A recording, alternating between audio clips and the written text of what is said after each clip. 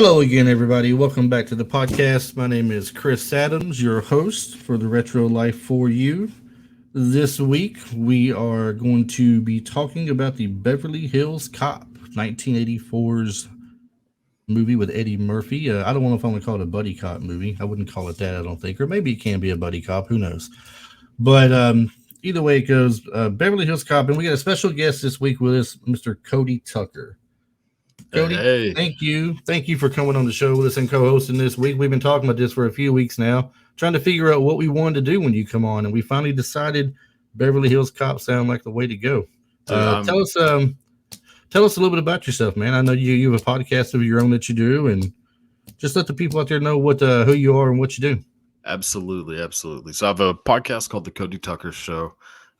Pretty original title on that. But and I just kind of rant about whatever I feel like it, whether it's movies, entertainment, stuff going on in the news, and then I interview, different like actors, comedians, people like that. And then I also do stand-up comedy. So all that. But you can follow me at the Cody Tucker on Instagram. That'd probably be the best way to keep up with everything going on. Oh, you sound like me. This is the main thing I pay attention to is Instagram myself. Oh yeah, and what a name for a podcast. I mean, I'm thinking about the Chris Adams Experience myself. I mean, it kind of stands out there, but it doesn't really say retro though. Yeah. See, it used to be called. Mine was Mindful Mayhem because I have like a big thing with alliteration. I don't know, which inner nerd in me for sure, and slight obsessive compulsive, but I have to have things be like an alliteration. So Mindful Mayhem stuck. But then I was like, well, I mean, I would rather just name it after me and really show off my narcissism. So but yeah, it's worked out better that way. Every week you're like, me. It's all about me. It really is. But I balance about me. Exactly. But I balance it out by telling like embarrassing stories about my life, things that are very inappropriate to talk about, especially but they're, it's being talked about from my shoes. So I think it kind of balances out the inherent narcissism. My opinion, if you were the one telling the bad story about yourself, then it's got to be okay. If somebody else is telling it on you, though, then people start worrying. They're like, I don't know about this guy now. But Amen. if it's you just selling yourself out there like that, everybody's like, oh, this guy's hilarious. I love him. Amen. I will say a lot of the stories are about my family. So that's where things can get a little tricky. That's kind of funny though, because you think about some of the funniest comedians out there that make movies. A lot of the thing in their movies is about their families. It seems like, or a person, an obscure person in the family, or somebody they met on a family trip, or just anything like that. Oh yeah, yeah. I mean, all of my sense of humor comes from my family for sure. I mean, and growing up just being addicted to stand-up comedy and watching stand-up specials and. I mean, some comedy movies, but mostly stand-up comedy. And then I just happen to be, I have two sides of, my family. One being very I'll say just affluent, very educated, and then one being straight white trash. So the combination has, I think, created a pretty good sense of humor. Well, I mean, and you talk about stand-up comedians. What better way to lead into it this week's episode? Beverly Hills Cop, stand-up comedian Eddie Murphy, starring in this movie along with John Ashton and Judge Reinhold, Ronnie Cox. Man, that was back then when this movie came out. That was, to me, one of the funniest cop movies, if not the funniest cop movie at the time I'd seen. And then, of course, it kind of. I'm having trouble remembering which came first. Was it Beverly Hills Cop or was it Lethal Weapon? I want to say Beverly Hills Cop. Lethal Weapon, I think, came out in 86 or 85. It was right after. Yeah, I was thinking 85, 86 as well. But now that, Lethal Weapon's always been known more as a real buddy cop kind of show. Yeah, kind of movie. Definitely. I've had people question when I say Beverly Hills Cop is a, buddy cop kind of deal because they're not really. They weren't really in the same force together. They weren't everyday partners or anything like that. So it kind of stands out a little differently. So I mean, I don't consider it a buddy cop movie. Like, it's probably not. like It's there's a just to me, supporting cast behind yeah. Eddie Murphy to me. Oh, definitely, definitely, and it was a good story too. I thought. Mhm. Um, the movie itself. Now, have you ever heard any little tidbits about this movie? Any facts behind the scenes or anything like that? The only thing I knew, so like I haven't seen this movie since I was a kid, like a little kid. I mean, so to preface, I'm 28, so I was not alive when this movie came out, but I am obsessed with like 80s film, 80s music. And so Beverly Hills Cop, like I remember watching as a kid, have not seen it since. So it was very interesting getting to like go back and watch this movie. The only thing I knew about it as far as kind of behind the scenes trivia sort of thing was that it was written for Sylvester Stallone. I Yes. knew that it had been written for Sylvester Stallone. He passed, and then they gave it to Mickey Rourke, who passed, and then they went through like 50 of the biggest actors of the early 80s who all passed. Because Eddie Murphy was like a nobody. I mean, not a nobody, but he was just on Saturday Night Live. He was not I an actor. I want to say he had been in the movie Best Defense with Dudley Moore, possibly prior to this. In 48 hours. It Was wasn't 48 48 hours hours. before this too? I think 48 Hours was his first movie, like first starring role. We can a starring role. Now that might be I the mean, key maybe. I word there, mean, because in Best Defense, I don't think he was the star of the movie or anything. no. But I think 48 Hours But did come out before Beverly Hills Cop. I think. I might be but wrong it's about that. well, it's easy enough to find out. I Yeah, can for definitely sure. tell us that because my handy dandy web browser is right here in front of me, Yeah. and we are going to take a quick look. So if we go here to 84, 82, yes, sir. In Yeah. Okay. 1982, 48 hours. 83, he was in Trading Trading Places. Places. Yeah, that's what I was Now, thinking. which really seems funny in 84 being in Best Defense. That wasn't really a step up for him. Have you ever seen Best Defense? Never heard of it until right now. It's not the greatest of movies, but it is funny in scenes because Eddie Murphy is Okay. funny regardless. Okay, and at the beginning of the movie, there's a hilarious scene with him, and I'm not going to tell you what happens. Mhm. If you ever get a chance, if you see it online anywhere Okay. available to stream or something, watch the first 10 minutes and then the part with Eddie Murphy, and then it will just crack you up for sure. Where does it rank compared to Golden Child? I would take Golden Child over Best Defense any day. Really? I hate Golden Child. I think so. And Golden Child wasn't really a great movie. Yeah. But that's what I'm trying to Yeah. tell you. That's what I'm trying to make. That's the point I'm making. Definitely take it over the other one. Okay. But to me, excuse me, Beverly Hills Mhm. Cop. Well, not to me. It is. It says for a fact this was a first of, believe it or not, 7 in a row #1 movies for him. Amazing. So Golden Child went to #1. Oh, as I bad know. as it is. Yeah. Very crazy. And you were right about the thing about, Sylvester Stallone being written for Stallone. Now, Stallone turned it down because he didn't think that people would buy into him being a kind of like a naive type person to Beverly Hills, or he didn't like the humor in it. He didn't want humor at all because he's not a comedic type actor. He wanted more action like stuff. So he also kind of rewrote a script and handed it back to him. And they said, no, we can't do that. That's not what we're looking for. And ultimately, he bows out. And then they go to other people like you were talking about, Mickey Rourke being in particular. That movie script that he wrote and handed into them, not sure if you're aware of it, it turned out to be Cobra years later. Really? I Yeah, he did did not Cobra. know that. I say years later. It's not it's Man, that it's a far couple apart, years later. Yeah. not even that far apart. But Yeah. it ended up being Cobra. And then Cobra got that script, reworked it a little bit more, and then that becomes Cobra. In the original thing here for the movie written for Sylvester Stallone, the character of Michael Tandino, which is Axel's friend, ends up getting murdered in Detroit, is playing the role of his brother, and Jenny Summers is his love interest. That's how it was supposed to go originally. A better script. That's way better. I mean, I don't know, like if we go into any of the flaws like early, but that was a big one that I was like very like it kind of had me just questioning how good this movie really is. Like Michael, how do they care so much about this guy who is a thief? Like, I mean, he just seems like a complete like trash person. And this dude, Axel Foley, is about to go all the way from Detroit to Beverly Hills to find out who murdered him. Well, it's obvious. Like, he wasn't an innocent guy. I don't know. I like the idea of it being He was his brother.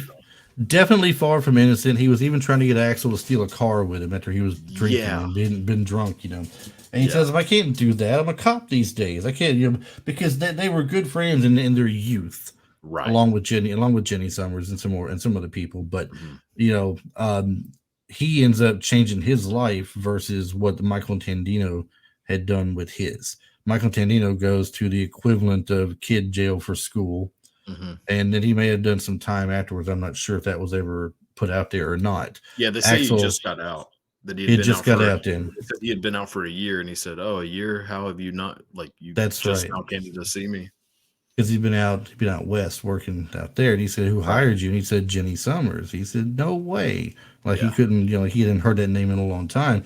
And but to show how not much of a nice guy he is, not only has he just been out of jail for a year, but he's got what, $10,000 in bearer bonds he stole from the person he's working for. Yeah. Now, the person he's working for turns out to be way worse than him, obviously, but stealing from another thief or stealing from another bad guy doesn't necessarily make you a good guy. Two wrongs do not make a right. You were still stealing, you're still a bad guy. Now, the fact that Axel goes across country to find out the exact person that murdered him, I kind of buy into it myself because that was his childhood friend growing up. Yeah. But to make such a huge deal out of it, I liked what his police captain says when he tells him he wants to take over the case. He says, "You heard you gave it to so-and-so. The man, I know he's a good guy, but he's been at a desk for 12 years. So he says, well, at least he's had 12 years. And he's like, come on, he's not right for the job. I should be doing this. This is a friend. He goes, this is a friend of mine we're talking about here. So his police captain calls him out. He says, yes, it is. Let's talk about that friend. One, he's a hoodlum friend. And two, a killed at a cop's residence. Then so he's showing out to him how he's not exactly the best of people. Don't be putting that kind of concern into it. Right. But Axel doesn't look at it quite the same because that's his childhood friend growing up. Now I've got several childhood friends from growing up. If they showed up at my door with $10,000 in stolen bearer bonds and someone whacked them and knocked me out, I'd be sad they were gone. But dude, you stole $10,000 from somebody. Look, there is not a chance that I would have done this. I mean, if they could have been killed, they could have been, 5 miles away working, and I still wouldn't drive over there to figure out what was going on, let alone going from Detroit to Beverly Hills to figure it out. Like, I'd be like, hey, man, thoughts and prayers. But in all reality, what makes a better movie? The fact that you went 3 blocks over to check out your friend's death, or that you went across country to Beverly Hills, where you do not fit in, by the way. Yeah. You do not fit in at all. And you have to adapt to their ways a little bit, or they're trying to adapt to you while they're trying actually to get rid of you and send you back home. You just I'll tell don't you, listen. My movie would have been me right after that happened, waking up, putting a blanket over him and putting some quarters over his eyes, saying a little prayer, and then going to sleep. Like, hey, man, tough. Like, don't bring that mess to my apartment. Sorry for your luck, buddy, but you could have got me killed over something I didn't do. Exactly. You brought this shade over my apartment. I'm a cop in Detroit. Now they're going to look at me differently. That's something else that wasn't really, thought about or talked about much either. Yeah. At least not around people that I've watched it with or that have talked to me about it. No one really talks about the implications of this guy getting killed at his apartment and being a thief and it looking like a professional hit. No one really brings up what it looks like him as a cop and what it's going to do to him, because most places would have already suspended him, put him on administrative leave, moderated duty or something, put him behind a desk himself for a while until this gets figured out. Why are you hanging around with ex-cons when you are a cop right now, a police detective? But apparently he's one of those, does things his own way, walks to his own tune. But that's a lot of 80s movies too. I think this is why people love 80s movies so much. My original co-host, Travis, that still comes on from time to time, he he made the reference to, he's always calling it cheese. It's that 80s cheese that everybody Yeah. wants, and if you think about some of the movies that were out there, um, and this has nothing to do with what we're talking about today, Mhm. but The Last Dragon, Big Trouble in Little China, Breaking, Yeah. 48 Hours, a lot of things that were out there that just had some cheesy humor to it, but we loved it. It was great. Yeah. The Bloodsport. Goonies, Bloodsport. There you Yeah. go. Yeah. I mean, how silly is it? He sits there at one point, like his eyes are as big as $50, and he's screaming like a kid who just woke up in the middle of the night, and he's swinging left to right Oh, I know. somehow, and Yeah. then he's got his hands up like he's praying to the heavens or something. Like, all he needs now is a sword of omens in his hand. Give me sight Oh beyond my sight. God. Or the flashbacks whenever it's the kid playing him who's clearly being dubbed. It's Yes. like, what? You couldn't find one kid. He's a white kid who can't speak English. Like, this is it is. Bloodsport is one of the dumbest movies ever made, but I will watch it every time it comes on TV. It's because the action. We'll watch it for the action. Yes. One thing about as well as I do when it comes to guys in any kind of action flick, if you got a good choreographed fight scene, we will watch it 1,000 times. Oh, a karate tournament. I'm for sure in. Yeah, but why else do we still watch Steven Seagal sometimes? It's not Well, for his acting chops. I mean, I've been calling him out for the past 5 years trying to set up a fight with him. So I am not. I hate that. If you do, this is the show I want to be invited back for. You and him fighting, that works. sparring. Get this on camera. Let's get this going. Oh, I've challenged him multiple. No, he's been called up by many people in the past. Him and Van Damme have had their things. So we did a show in the first season of Van Damme versus Seagal, with their movie comparisons versus real life comparisons, the beef they got in public sometimes with each other. And we talked about some of the clips we'd seen at the Arsenio Hall show where he would bring on Seagal. At the time, Marked for Death, Hard to Kill, those were pretty big at the time. And he would ask him about what he thought about, he would pronounce it Van Damme. What do you think about him? He goes, it's not his head. A little smile to him. He goes, well, no, seriously, what do you think about him? He goes, I hear he's a great guy. And that's all he would say. But, word out there says that they got in a fight one time at one of them Hollywood parties or something. Sylvester Stallone's house.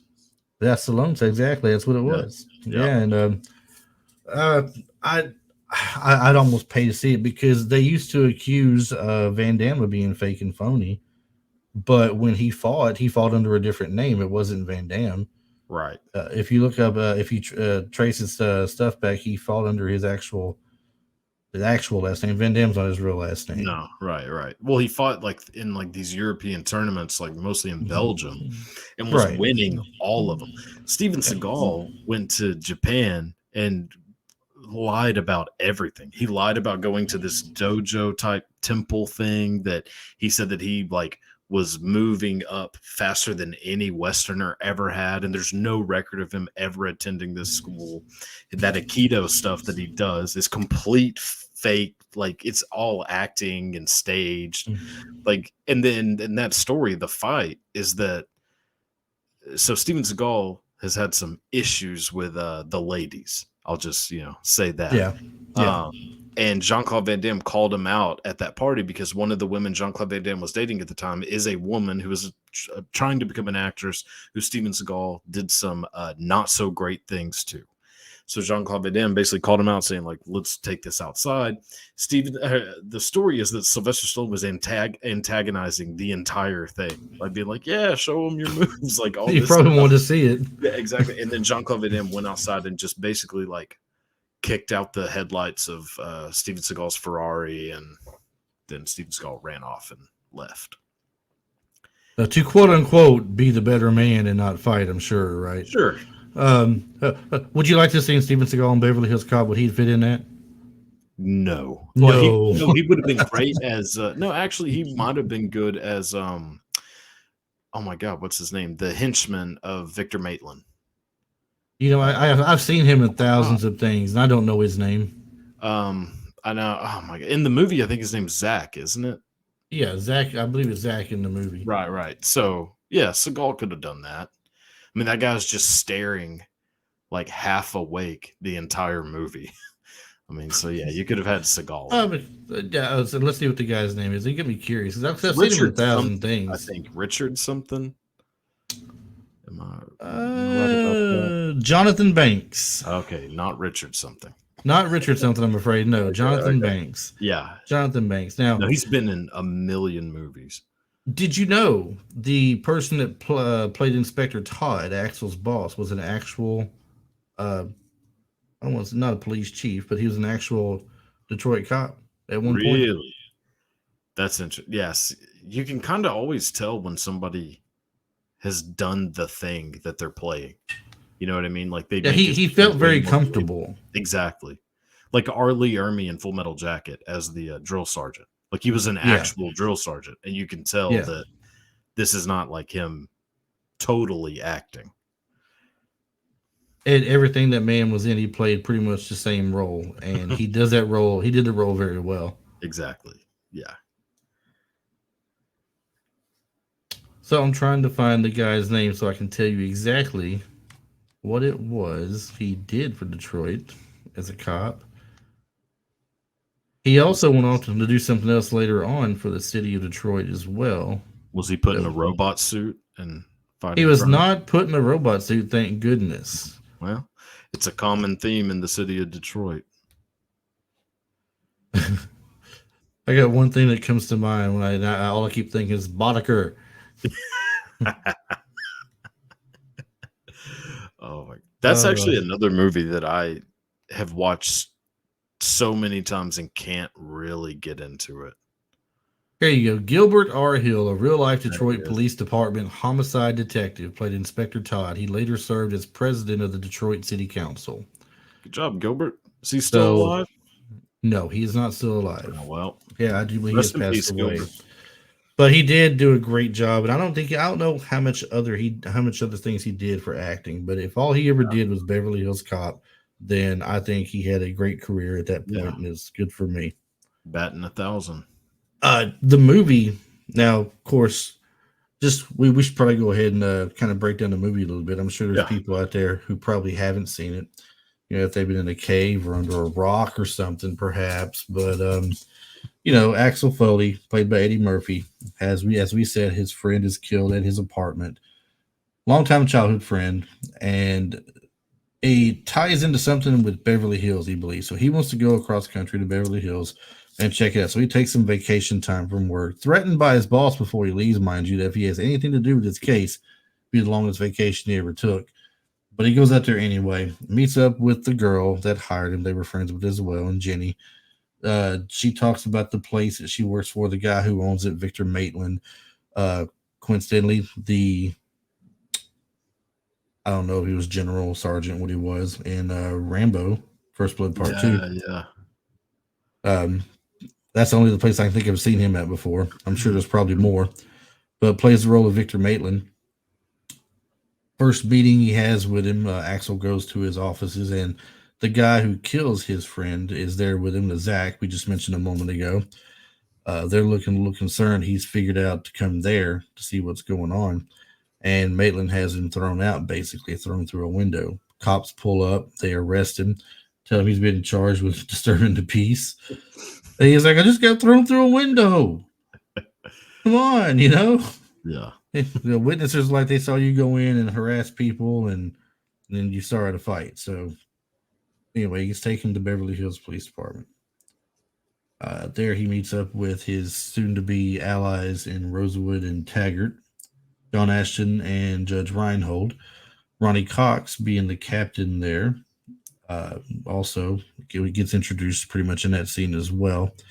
Taggart has taken a dislike to him early on, and they get in each other's face, and he gives him a gut punch for his troubles.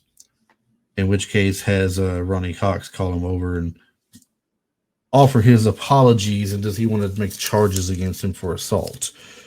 Going from there, he wants him to go ahead and leave, get out of town. We'll take care of these things. And then the antics ensue from there. What is one of your favorite things about this movie that stands out? That you just, since you recently rewatched it, which one Yeah. do you think of that as you're watching it, you're like, oh man, I completely forgot about that, but that was great. I like German villains. There are not enough. The things that the Germans have done, they should be villains in every single movie. But we It had should be a Hans Gruber. requirement. We It had should Hans be- Gruber in Die Hard. I I mean, know, and it shouldn't have stopped there. The Germans have done enough. If I don't know if you're a fan of history, but they ought to be the villain of every movie ever made. They also make there's something about the German accent that's so like just sneaky, like it's I don't know what it is, and if anyone listening is German, I apologize, Gern geschehen. But in the they- movies, though. In the movies, they are amazing. Like Hans Gruber, amazing. Whatever his brother's character is in Die Hard with a Vengeance. It's Jeremy Irons. Yeah, Jeremy Irons, yeah. But yeah, like all of these like German villains. So like Victor Maitland is such a like slimy, evil villain.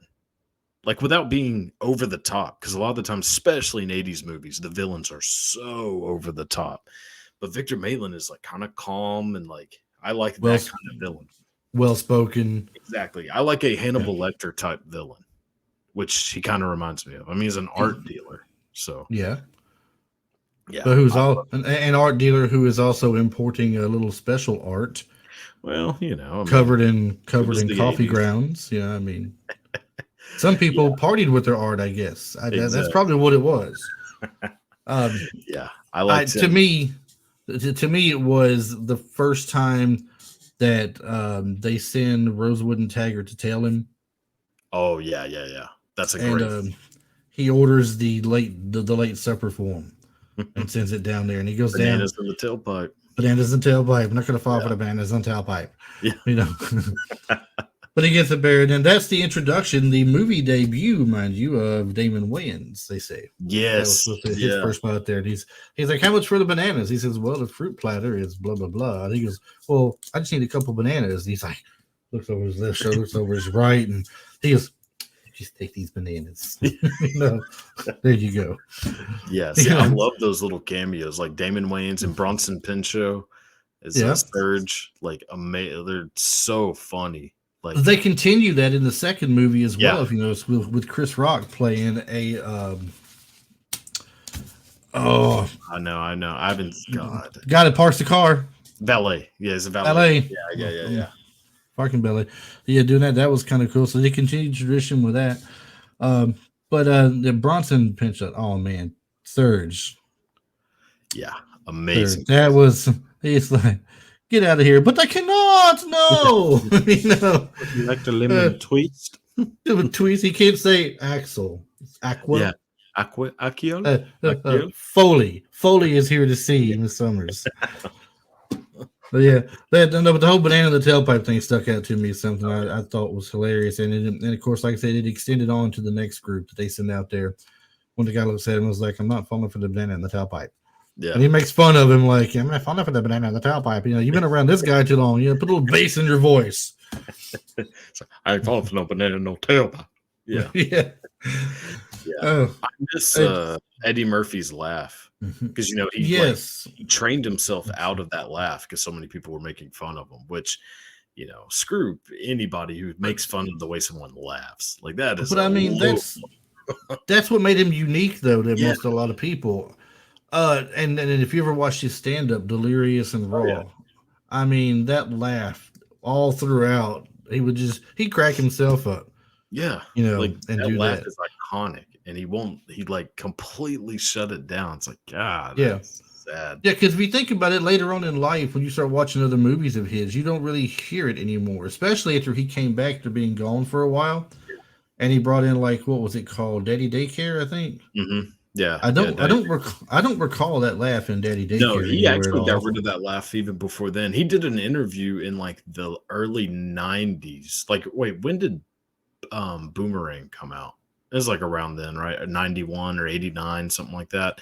It was around that time he actually like he did an interview where he talked about like relearning how to laugh because that laugh had just like everywhere he went, that's all people did was just go like do that laugh like everywhere he went. So he's just like, you know what, screw this. I'm never laughing like that again. Boomerang was 92. 92. Okay, so it was right around Boomerang. I want to say the last time I remember it was I think he did it in Another 48 Hours. The laugh. Okay, yeah. And that would have been like what, late 80s? That was actually 1990 itself was Another 48 really? Hours. Okay. Yeah, before that you're looking at like Harlem Nights and Coming to America, Beverly Hills Cop 2, The Golden Child. If we're talking about, they said that Beverly Hills Cop spawned off 7 in a row. This was the first. Yeah. So you're looking at Beverly Hills Cop, The Golden Child, Beverly Hills Cop 2, Coming to America, Harlem Nights, Another 48 Hours, and Boomerang. Okay. That was the 7 in a row that had to hit number 1. The rest of the things that are on here are like music video shorts where he did Remember the Time with Michael Jackson and music video shorts is Put Your Mouth on Me, and that might be when Eddie Murphy was trying his hand at music, possibly. Party all the time was in 85. Yeah, with Rick James. Something called How Could It Be was in 86, and then 89. Put Your Mouth on Me, I think, was the last time he tried it. Yeah, and figured out it just wasn't going to be for him. Party All the Time is a great song. I loved it when I was like, who knew he could sing? Maybe I wondered how much that was him singing and how much was studio, because he never sang before.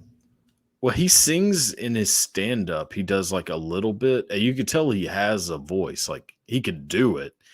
And and he had Rick James writing the music for him. Like in the video when you watch, and Rick James is like, "Come on, Eddie!" Like he's like cheering him on. You're just like, this is the worst thing I've ever seen. He's like, God, I love it. And then of course this is before Dave Chappelle made Rick James a household name again. Yeah. Well, that's where it came from. That's when Charlie Murphy started hanging out with Rick James, is because they were doing that song together. Right. And then that's why it's so funny to a lot of people who remember that time frame and everything. Yeah. And the younger kids just think it's funny because Dave Chappelle is like, I'm Rick James. Right. See, that's what I know Rick James for more than anything. It's because of Chappelle's show. Yeah. While we're on the subject of Beverly Hills Cop, I want to get your quick opinion on the other two real quick. Now, Beverly Hills Cop 2 to me was still equally as good and funny a movie. You still had Axel Foley working with Rosewood and Taggart. Rosewood has moved up the ranks a little bit as far as what he, not really up the ranks, but I mean, he's kind of upped his character to the point to where now they were calling him Dirty Rosewood at one point. Yeah. Because of his choice of weapons he had. Beverly Hills Cop 3, though. Horrible. Thank you. And to me, it took such a downhill turn. Yeah. It was like it was just a forced movie to make some money. Is what it felt like. That's exactly what it was. You can do a sequel. Like a sequel to a movie like this can be done and it be a good sequel. Maybe not as good as the original, maybe just as good, sometimes even better. There is never a time where the third one is equal or better. Ever. I can't. So some people would argue with you on that. I do still agree with you though, because I love the Lethal Weapon franchise, but to me, Lethal Weapon 3 was not as good as the first two. Exactly. Now, the only one I will say that, so this is excluding like a series like Star Wars, Lord of the Rings, Harry Potter, like excluding that kind of stuff, like just the standalone movies that have 3 of them. The only one that I think the third one is equal to the first is Die Hard. I actually don't like the second one. I like the second one as well. What I did not like was the very last one they attempted. I was even somewhat a fan of Live Free and Die Hard. Live Free and Die Hard is not terrible. It starts to get a little dumb, but like the first one and the third one to me are completely equal, like quality. Yeah. Like the third one, I actually, in some ways, I think is better than the first one. Very good. Well, and usually the first movie of something is tough to top, period, because you're introduced to the character for the first time. like if we're going back to Beverly Hills Cop again, we're first introduced to Axel Foley and his tendencies. The music in the movie is it's iconic. The music they Yeah. chose for the first movie, everything from Glenn Fry doing "The Heat Is On" to the guy whose name always gets away from me Harold because it's Faltermeyer. Baltimore. Yes, Yeah. Top Gun. doing the song Axel. Yeah. I mean Yeah. it's and everybody knows that song. Oh yeah. Even if you don't know where it come from, you've heard that song and you know it. It's so catchy and they love it. They Yeah. play it at different places. You're like, what is this song? You're like, you're kidding me. You never seen Beverly Hills Cop? Oh, You're it's like, right up no. there with Star Wars and Indiana Jones as far as like recognizable, whether or not you've even seen these movies. Yeah, Like everybody knows the Star Wars theme song, even if yeah, are 12 and have never heard of Star Wars. Blah blah blah. Same for Beverly Hills Cop. Like yeah, everyone knows that music. yeah. And I am such a I'm just saying I'm just such a mark for 80s stuff, I guess, Yeah, yeah, I mean, I everything that I like still revolves around 80s and early 90s. I love the TV show series, I love the movies, the music, the toys I used to have. yeah. I wish I had a wall lined with all the toys just to look at, and that's just, that big of a nerd I am at this point in life, so that I would still go for all that. Yeah. But as if it couldn't get no worse, though, I have a Spotify playlist that is just music from the movies. Really? So I I do, swear I to God, do. I do too. I have the same thing. Yeah, yeah, yeah. No, like I love listening to like movie soundtracks. Love it, especially 80s, like whether like Breakfast Club, Pretty in Pink, all the John Hughes movies in general. Yeah, Like, yeah, I love it. Like, there's something like it makes me nostalgic for a time that I didn't even live, which is yeah. kind of weird in a sense, I suppose. But like, It just makes you want to be there that much more. That yes, since you weren't there, you it really makes want it me, that much more. yeah, it gives me like a real, like, I'm so envious of it because, I was born in 93. So, like, Mhm. I didn't experience any of this kind of stuff. So like I grew up as the generation coming into like cell phones, social media and all that. Like I had a little bit of time where cell phones weren't a thing, but I mean not much. But Right. I wish I lived in 80s to 90s where like you just didn't have these like stupid distractions. Movies just seemed to be better. Music seemed to be way better. Like I don't know. It makes me very envious. All my fallback movies, and I told you before, I'm a huge Lord of the Rings fan. I Yeah. mean, I like the Harry Potter books more than the movies. Mhm. I did read all the books. I did watch all the movies. The first two books are just as childish as the first two movies are. Yeah, yeah. But when you start getting three and on, I mean, the books are so in depth and everything and great. But my fallback to anything is 80s.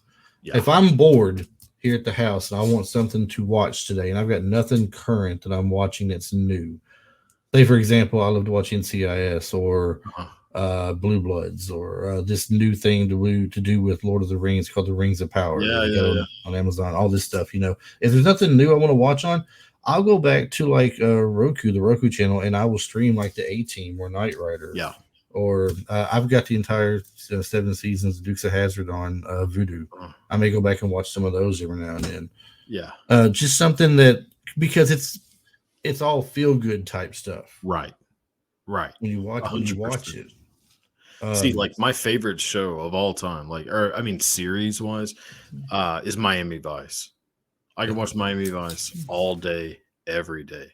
Like it is just get like as soon as the like intro kicks in, I immediately feel like super relaxed, super calm, and I'm like, I can. That's one of the sit there best all day. intro songs for a series. Oh That's yeah. one of the best. Did you notice all the old '80s stuff?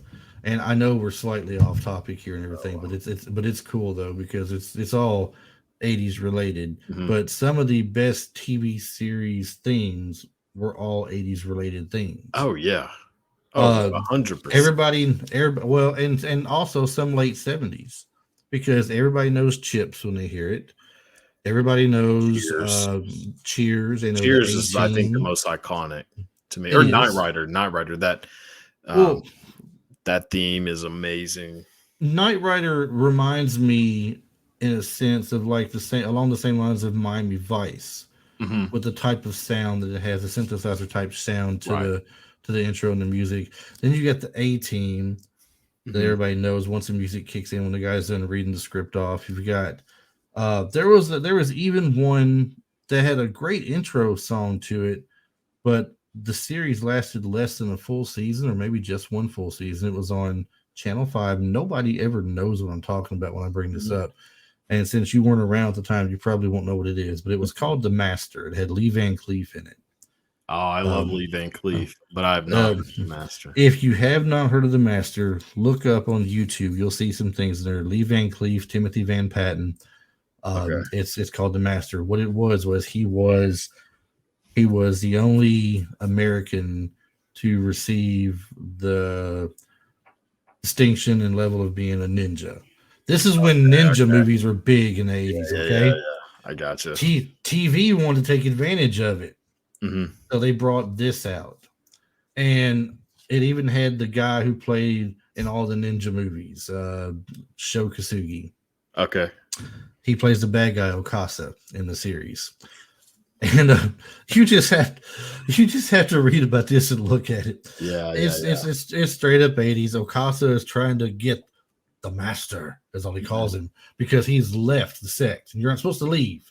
Once you're a part of it, you're a part of it for life. You don't leave. You know, it's like NWO. Once you're there for life. yeah. I knew you'd get that reference. Oh yeah. um,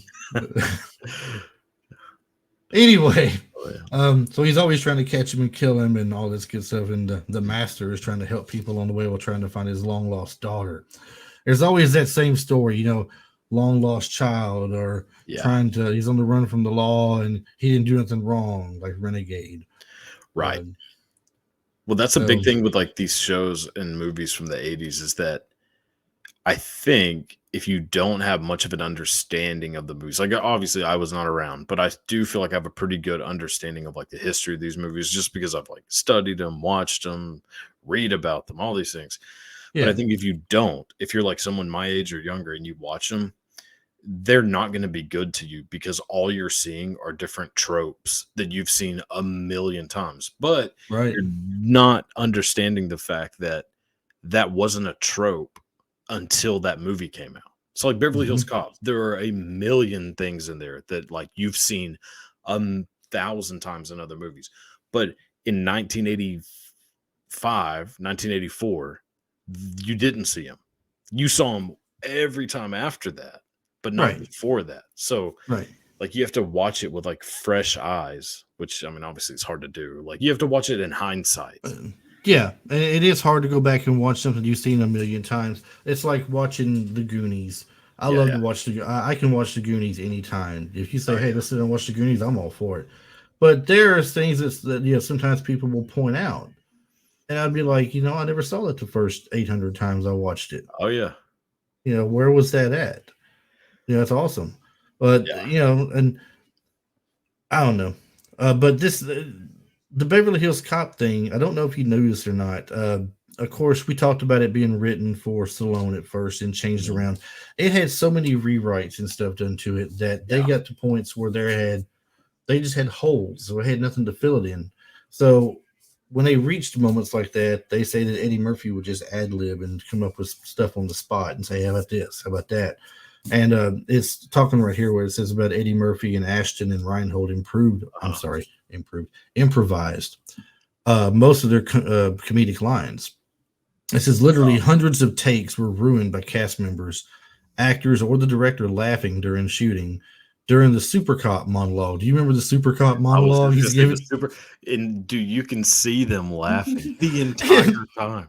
I said that I said that Reinhold is pinching his right thigh or his thigh Mhm. really hard through his pocket, Yeah, yeah. trying not to laugh, and that Ashton um, is kind of pinching his face hard and looking down in apparent frustration, Oh, he's but laughing. Like he's actually laughing. no, he is laughing hysterically. And like he's Yes. just, obviously these dudes are real actors. So, like he knows how to hide it. But Yeah. even with his like skills, like he is not hiding it. Like when he looks up, he's still smiling and his face is red. You're just like, oh Yes. And it's just just to know that you could just improvise on the spot like that and make it so great that it will stick. A lot of great actors will do that though. They'll Yeah. improvise things on the spot and it ends up sticking and everything. I think Harrison Ford's done a few things like that for movies, Indiana Jones and Star Wars both. Yeah. And such. But let me find something, a couple more things here to read off to you that you may or may not have heard. These are just some interesting trivia things here about Beverly Hills Cop. And then we're going to get to toward the ending there because one of these tidbits has something to do with about the ending of the movie, basically. Okay. And actually, we'll go ahead and get to that first. We'll do that first. Okay. Victor Maitland's estate, where they are there to rescue Jenny, and they're being shot at with machine guns and other stuff, and they're taking the run and little dive rolls and all this stuff and everything through there till they get in the house.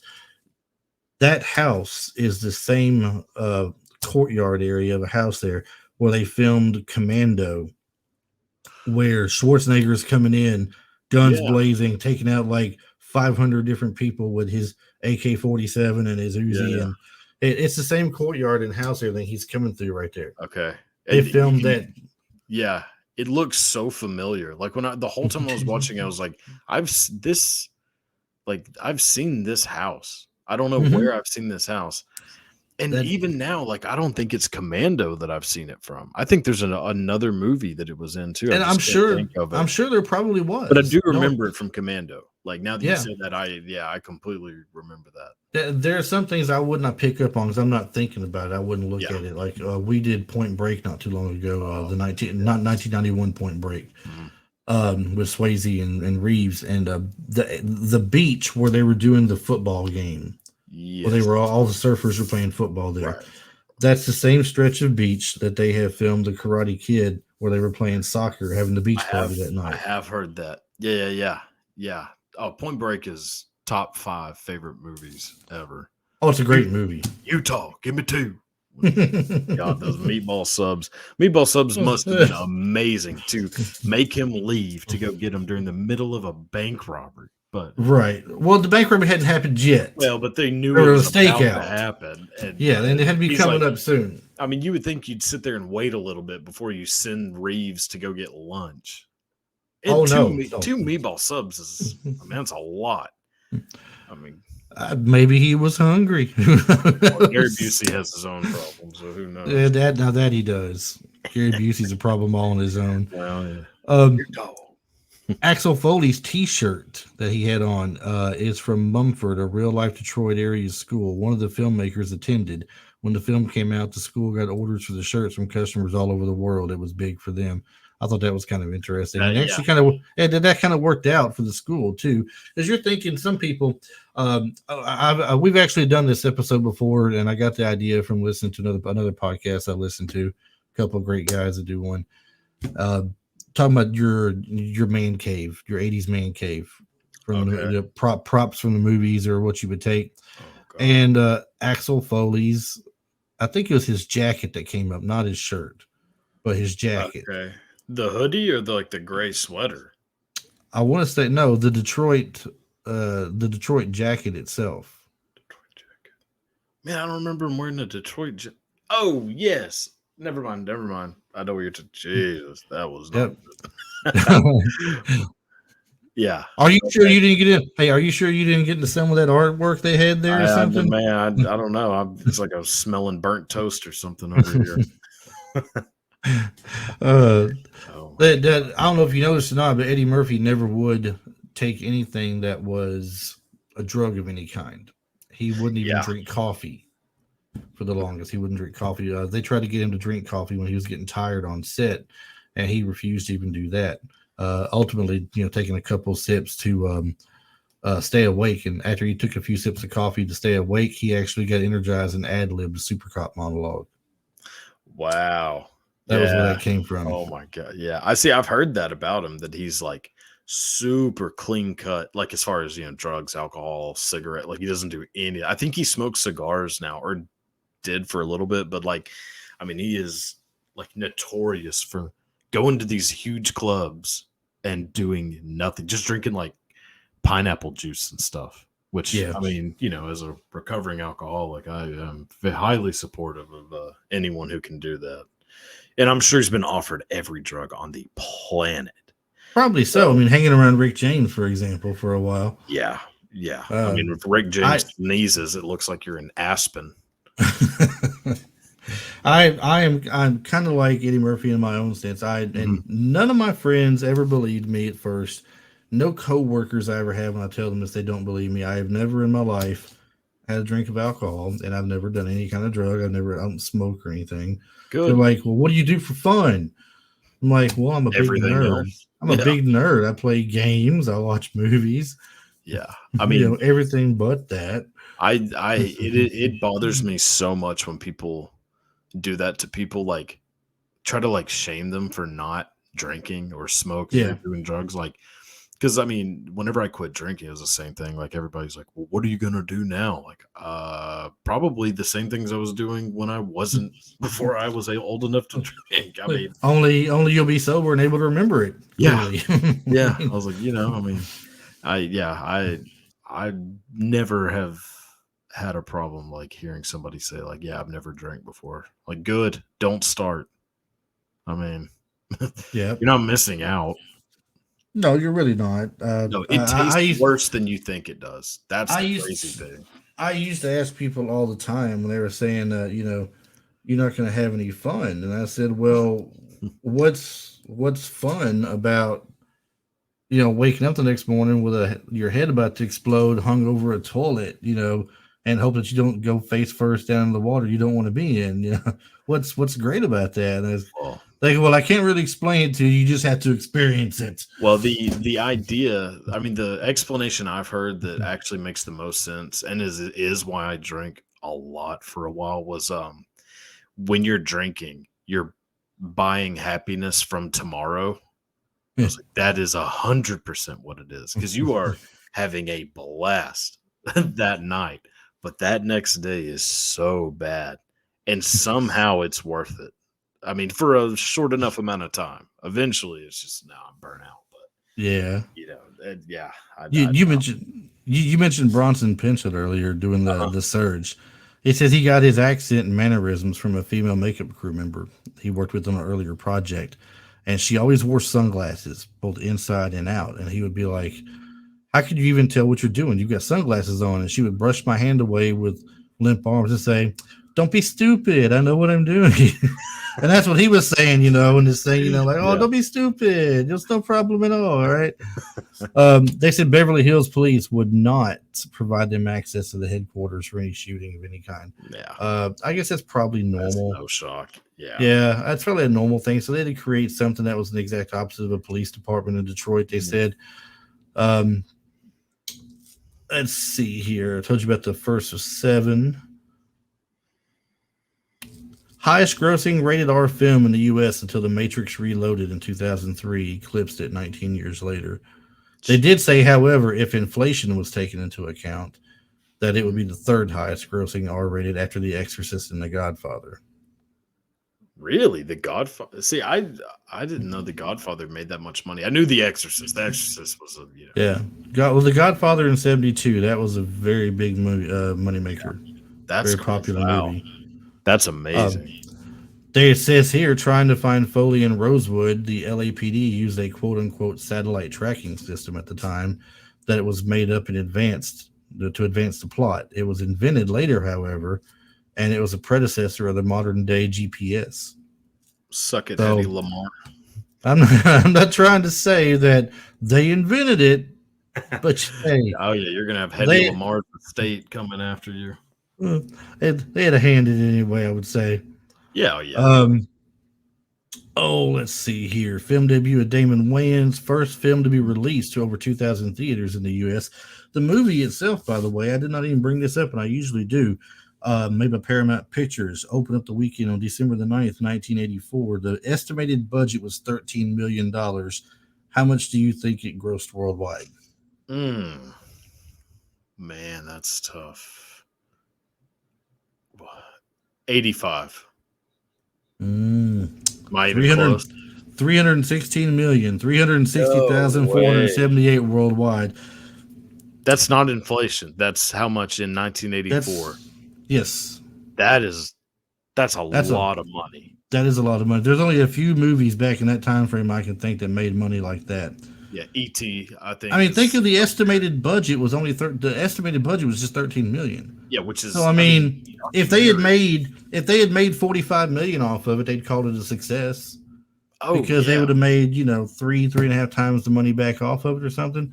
But look how much money they made. It's something else. This is also a film that marked a change in the career of Ronnie Cox. He was often used for the kind of the fatherly like characters, Mhm. but then he got taken as corporate villains. Total Recall, RoboCop. Um, Yeah. then he gets the job as this, which is good. Um, there was a name that they have put with the movie here. Martin Brest, Yeah. fired from War Games in '83, which was a great movie. Hmm. Second directing job. The industry thought he was damaged goods, but Don Simpson and Jerry Bruckheimer disagreed, and they eventually called him and asked him to direct the film. It's a rumor that he flipped a coin to see whether he would take it or not. That's a great coin toss. Yeah. Jeez. Uh, do you know what movie Eddie Murphy passed on to make this movie? Ghostbusters. Yes, sir. Yeah. Because I knew he got replaced by Ernie Hudson, which is, I mean, tough break for Ernie Hudson. Like, I mean, I don't know. It's not like Ernie Hudson was up for Axel Foley either, though. well, So no, but I mean, like, I guess it's really more of a tough break or a good call for Eddie Murphy because I mean, no one yeah. cares about Ernie Hudson's character in Ghostbusters. But But then I you think get, but then originally it was different. Like the character was way more prominent in the movie than whenever he backed out. They cut the Harold Ramis cut the character down like a lot. and then of course he's got to take that comparison to all the time. Be like, I heard Eddie Murphy almost had your job. Yeah, you yeah. know, Or that the only reason you have this job is because of Eddie Murphy there turning you it down. go. Which I There mean, you go. yeah. Now, originally in one of the drafts written for Stallone, the Billy Rosewood character was going to get killed halfway off through the script. Oh, I am that would have very glad they did not do that.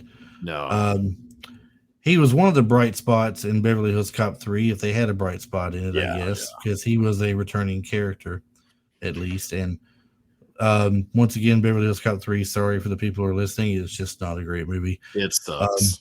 the first weekend, the movie took in 15,214,805. So it made its money back plus a little in the first weekend. It broke the record that the Best Little Whorehouse in Texas did. Previous R-rated weekend box record of 11,874,000. Let's see here. The quoted rate for a hotel room. When he's in there trying to get the hotel room and they won't give him a place, they said, "You got no reservation." $235. They said, "You adjust that for inflation in 2019, that'd be $630 a night."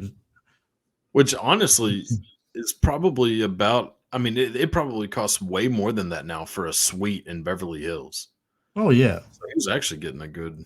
He was getting a good deal because I mean, six. Yeah, I mean that's actually what probably most hotels cost in Beverly Hills. Like not even a suite. Yeah. This movie was 1984's second highest grossing film worldwide after Indiana Jones and the Temple of Doom. Okay, I was wondering like what? How would that not be number one? But yeah, that makes Yeah, sense. that did better. Beverly Hills Cop did not allow filming in the streets after 10:30 p.m., so the filmmakers moved production to Pasadena. I guess you can always tell people you were in Beverly Hills. Nothing wrong with that. And it's in the scene where Axel's explaining to Lieutenant Bogomil, which was Ronnie Cox, what went down at the strip club. Martin Brest notes it was completely closed set with no oxygen or central air being pumped in. Since it was the middle of August, the set was ridiculously hot and everyone was extremely sluggish. He mentions Eddie Murphy, who had hardly ever drank coffee in his life, had a cup of coffee before shooting the scene. We talked about this earlier. They're just kind of expanding on it now. And it set him off the wall. If you look closely, you notice Murphy's eyes are twitching quite a bit in the scene. Also look closely, you'll notice John Ashton's cracking up through the entire scene. Yeah, I mean, they look like the type of people you'd see at a strip club in Beverly Hills. Pretty Dudes much, yes. tweaking and wearing suits. So overall, for the movie itself, and this is not including the 2 and 3. Overall, just for Beverly Hills Cop itself, uh, go ahead and give me your final take on it. What your favorite part about it was exactly. What you wish they might have done better or something different. Just put it all out there. All right. So again, like hadn't seen it in forever. So I did not remember any of this. Or I mean a few like iconic scenes, but for the most part, I did not remember much of this movie. Um so I mean it was a blast getting to rewatch it because I was like, man, this movie is so good. Like, and then hearing that iconic, Axel F theme, the Harold Faltermeyer music, you're like, oh my god, like there's just something very like kind of a throwback, nostalgic, easy watch. Like that's the best way I can think of to describe it. Like you can watch this movie and not really pay attention to it, or watch it like with popcorn, lights out, full focus.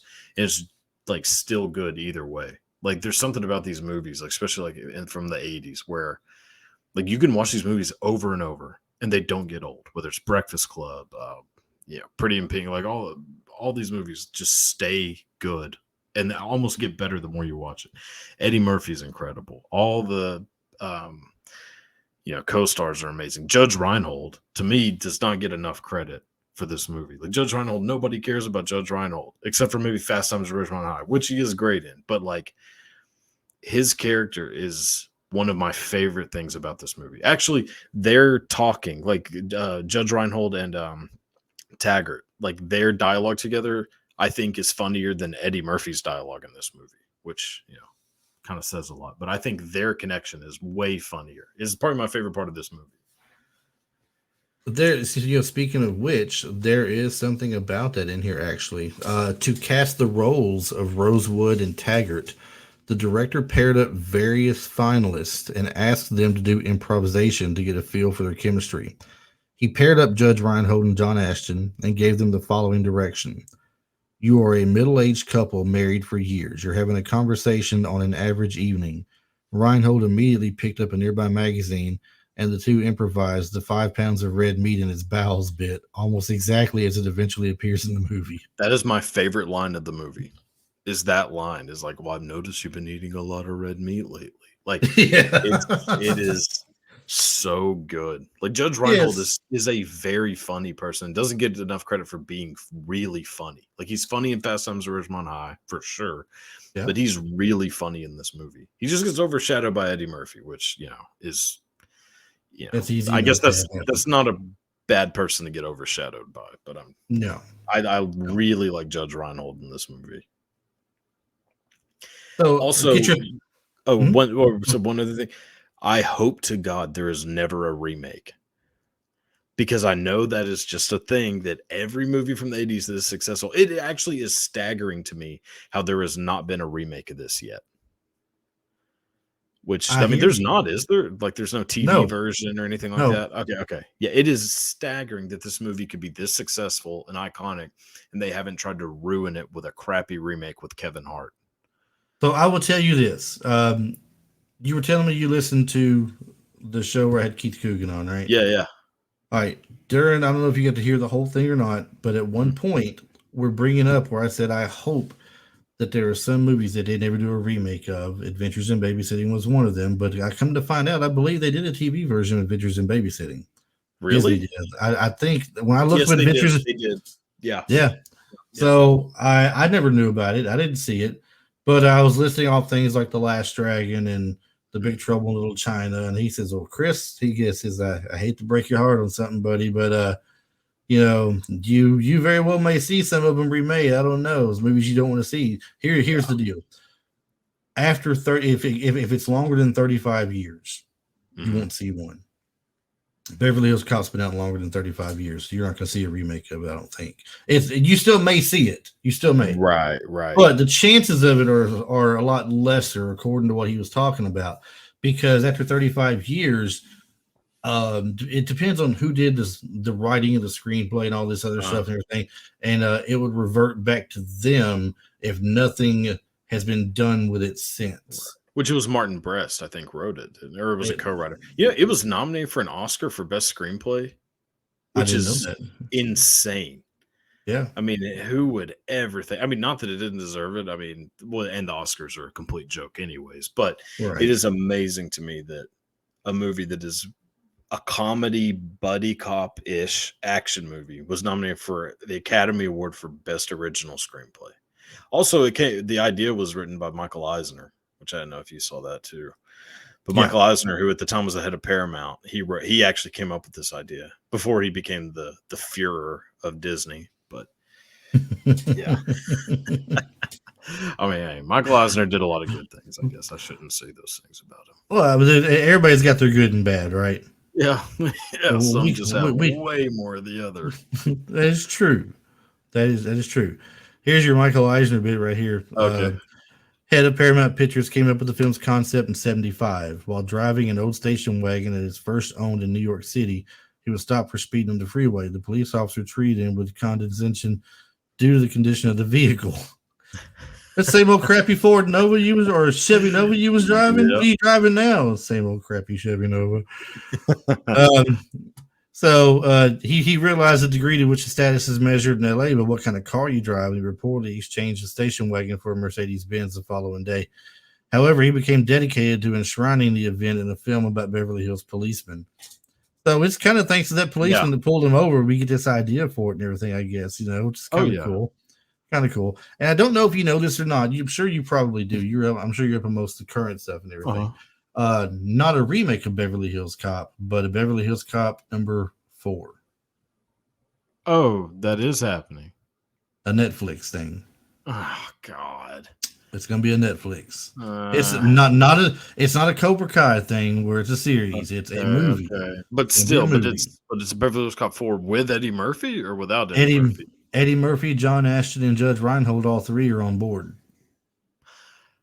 Well, that's not. Oh, I don't know, man. I don't know what to see. I don't know what to think about it either. All right. Two things. Two things. This movie I just mentioned, and Lethal Weapon 5. Both of them supposedly are going to happen, and you can't tell me that you can find an idea to pitch to me right now that's going to make them both make sense and sound good to me. Yeah, a friend of mine says Lethal Weapon 5. He seems to think Lethal Weapon 5 would be about the kids. Like at the end of the fourth one, both Murtaugh's daughter had a kid, and Riggs and Lorna were having a kid, and he thinks it'll be about them at their early 20s, and they've joined their policemen as well, and it's about them with the others being in the movie as a supporting cast. See, I'm so sick of that crap. We're just going to bank on nostalgia. Like, I love nostalgia. I'm a sucker for it. But I want to watch Beverly Hills Cop. I want to watch Jurassic Park. I don't want to watch the guys that were in the movie 40 years ago. Well, not 40, 20, 30 years ago. Come back and play the characters again. So that you get that one moment where they finally come on screen. And you're like, oh my God, look, it's Eddie Murphy as Axel Foley, or look, it's Sam Neill as Alan Grant. Like the new Jurassic World bothered me so much because they showed the three of them together, and there was like this cheesy, like, we're gonna keep the camera on them for way too long so that people like get it in their heads. Oh, look, it's the three from the original. Jurassic Park's my favorite movie of all time. That new one is what is probably the worst movie I've ever seen in my life. Because of that, I'm like, don't like use nostalgia to make money. Like, just leave these movies alone. And that's my problem with it. Jurassic Park should have stopped at the third one. Yes, 100%. Jurassic World is not terrible, the very first one, but it shouldn't have happened. As far as a remake, or not a remake, a reboot goes, it's one of the better ones. Still not good. And it's just good because Chris Pratt's a great actor. Bryce Dallas Howard's great. Like, there's good things about it, but it should not have happened. And this Beverly Hills Cop 4 should not happen. The only thing I saw when I saw Chris Pratt doing that was Star-Lord. I saw Star-Lord and dinosaurs. That's all I saw. Yeah, I know. It is very hard. To me, I can't see him as anything else anymore. See, I'm a big Parks and Rec fan, and I just see him as Andy Dwyer from Parks and Rec. I've never watched that show before. Amazing. Never have in my life. Yeah. I keep hearing it's great and I should watch it, but I've never seen it. It's amazing. The greatest cast in a comedy show of all time, for sure. I just don't know if it's the kind of humor that I like is the thing. I've seen clips of it, but I never watched the show, and I know that You got the guy Steve Carell, I think his name is. No, that's The Office. That's The Office. Have you ever Okay, seen The Office? The Office is what I'm thinking of. Then I'm sorry. Okay. Well, The Office and Parks and Rec are basically the exact same thing. I mean, as far as like format, because Parks and Rec was supposed to be a spinoff from The Office, and Okay, then they just ended up rewriting it. It was the same people that made it, like Greg Daniels, Michael Schur. So I don't know. It seemed like the humor just wasn't in it for me. if you don't The like that parts, kind of humor, you won't like it. I mean, it's just one of yeah, those things. I mean, I'm the same yeah. way with like Big Bang Theory. I think it's the worst thing ever invented. And see, Uh, I will laugh till I can't no more watching that sometimes. can't Between that and see Friends, if you think about it, Friends shouldn't have been as funny as it was. to me. But to me, it was funny. I mean, No, a lot see of other people, but to me, the three most unfunny things ever created are Big Bang Theory, Friends, and Seinfeld. I was gonna say if you don't put Seinfeld in there, that Seinfeld was to me is one of the most boring shows. I think. I mean, look, if somebody does comedy, I'm supposed to idolize Jerry Seinfeld. I don't think he's funny. I think he is. He's also he's just not somebody I look up to in any right. way. And yeah, and Friends is just so boring to me. But I I get don't it, and know. some people like it. I don't know what made me like it so much. Really don't. But Yeah. I mean, I did. I got into it big, and I still love to watch it when it comes up. If I catch a rerun, I'll Mhm. sit there and I'll watch 2 or 3 in a row because TBS will play it all day Oh, yeah, long, yeah. Yeah. and everything. But anywho, going over time a little bit. I guess I better cut it Right. back a little bit. Right. See, you're going to come back on the show again. We got too much to talk about. Yes. I would love to. We have way too. We're just going to come back and just have us an '80s day. Is I'm what it'll down be. for You sure. know, we won't have a movie to talk about. We won't have just a genre. We'll just have it. Just this is an '80s flashback where we're just Okay. talking everything that happened back in that time frame that we liked and didn't like and all that good stuff. That would be something fun to do, I think. Perfect. I'm So, 100% down. but the Beverly Hills Cop deal, I'll go ahead and say, as far as my favorites thing again, once again, I'm going to fall back to the scene where he's doing the bananas in the tailpipe, and the waiter knows what he's doing too. That's the funny thing. He knows what's Mhm. going on, but he doesn't tip him off or say anything about it. He just lets him put it in there and then takes off, and they can't go nowhere because it backfires bad. And for anybody wondering if that really works, I know someone who actually did it to one of our bosses a long time ago. Oh, It yeah. works. Yeah. It's great. But once again, one more time before we get off here, give everybody your show again. Tell them where they can find you one more time, and let's make sure we get that out there.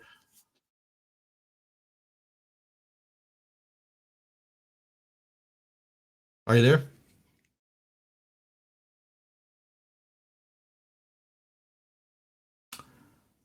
We may be having technical difficulties. I don't know if he can hear me.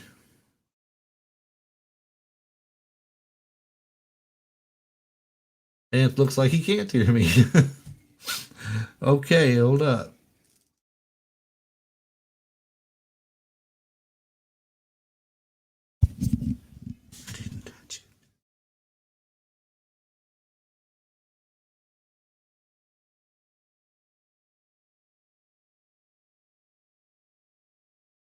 Can you hear me? Can you hear me now?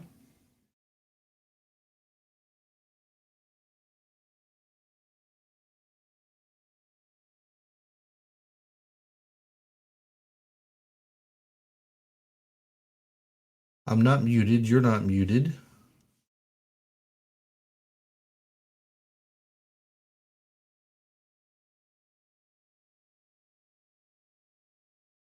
Still, can you hear me?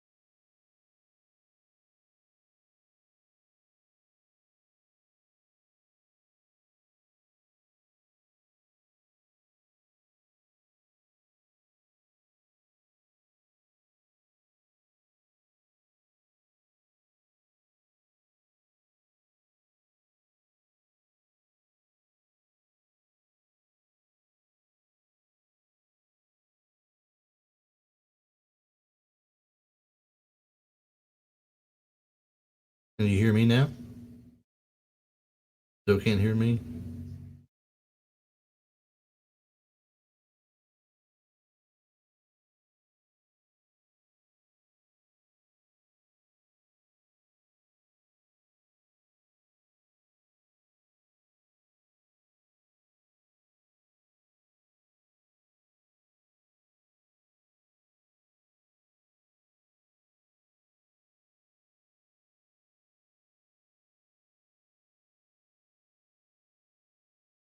Anything?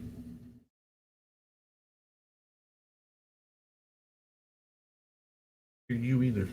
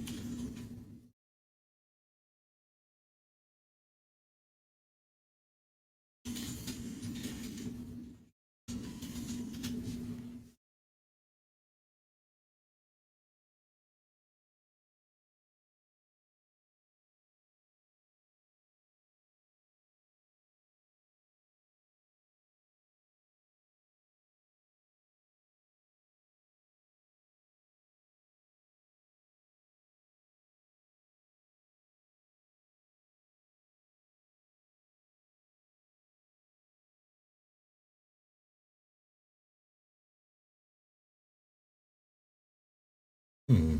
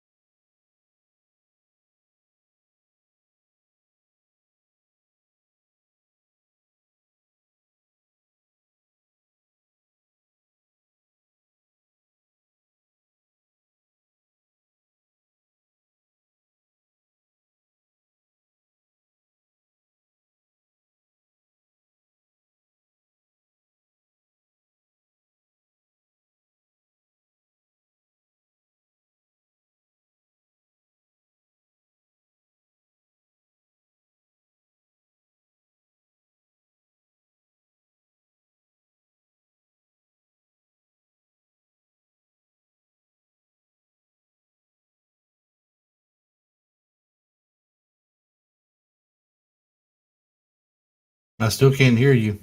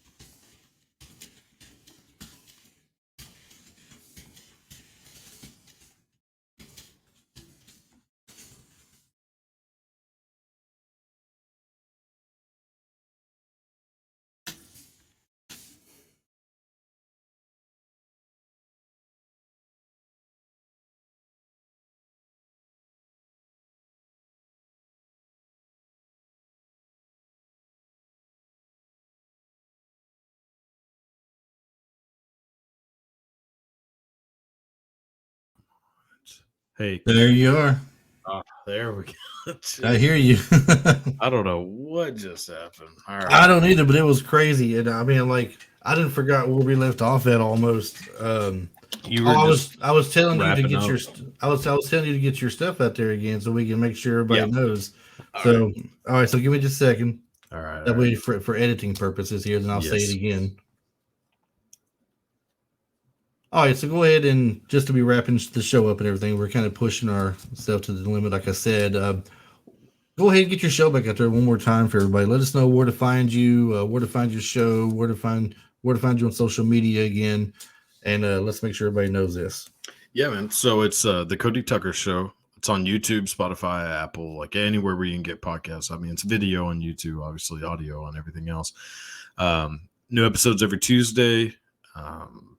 And then I'll have some dates coming up pretty soon for stand-up. So if you just follow me on Instagram at the Cody Tucker, I'll post any dates, any links to the podcasts. That's about it.